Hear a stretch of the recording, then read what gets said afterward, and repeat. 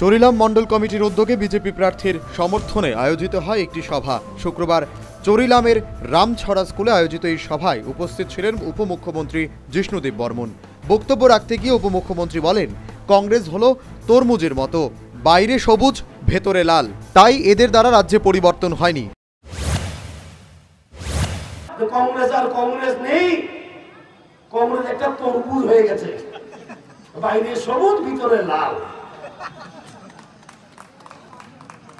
তাই দীর্ঘদিন ধরে কংগ্রেস লড়াইয়ের নাটক করেছে ত্রিপুরা রাজ্যে, এবার আসছি ওইবার আসছি।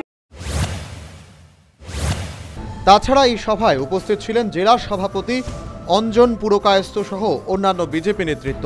পশ্চিম ত্রিপুরা আসনে বিজেপি প্রার্থী প্রতিমা ভৌমিকের সমর্থনে আয়োজিত এই সভায় 280 জন ভোটার অন্যান্য দল ছেড়ে বিজেপিতে যোগ দেয়।